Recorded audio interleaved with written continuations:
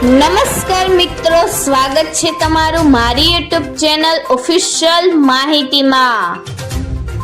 ગુજરાત નજીક શરૂ થયેલી સિસ્ટમને કારણે આગામી 5 દિવસ મન મૂકીને વરસશે વરસાદ।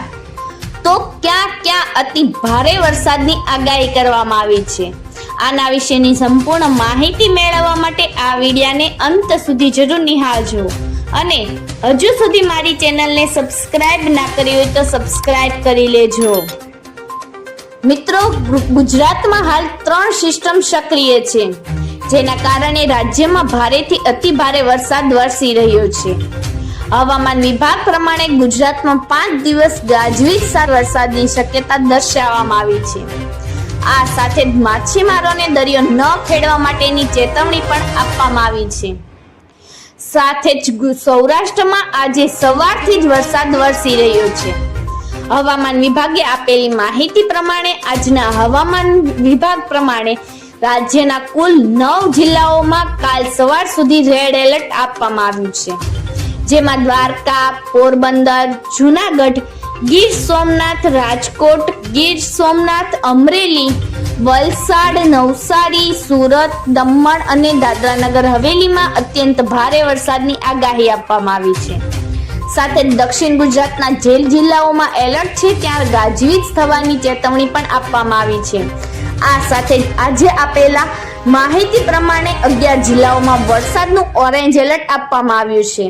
ગુજરાતના કચ્છ, જામનગર, મોરબી, સુરેન્દ્રનગર, બોટાદ, ભાવનગર, ભરૂચ, નર્મદા, છોટાઉદેપુર, તાપી અને ડાંગમાં ઓરેન્જ એલર્ટ આપવામાં આવ્યું છે। આ એલર્ટનો અર્થ એ છે કે આ જિલ્લાઓમાં અતિ ભારે વરસાદની શક્યતા છે।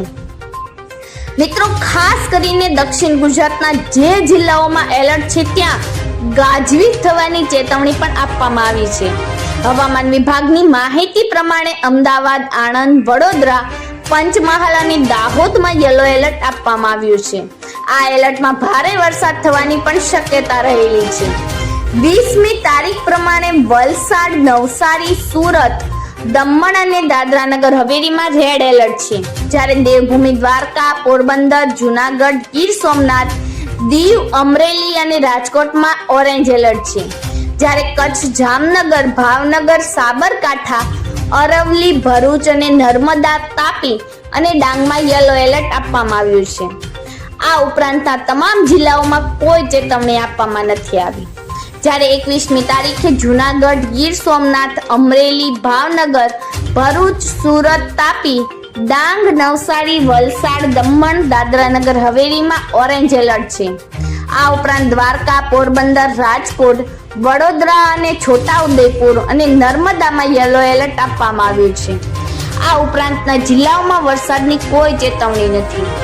22મી તારીખની વાત કરીએ તો રાજકોટ, જૂનાગઢ, ગીર સોમનાથ, અમરેલી, બોટાદ, ભાવનગર, સુરેન્દ્રનગર, અમદાવાદ, ખેડા, આણંદ, વડોદરા, નવસારી, વલસાડ, દમણ, દાદરાનગર હવેલીમાં ઓરેન્જ એલર્ટ આપવામાં આવ્યું છે।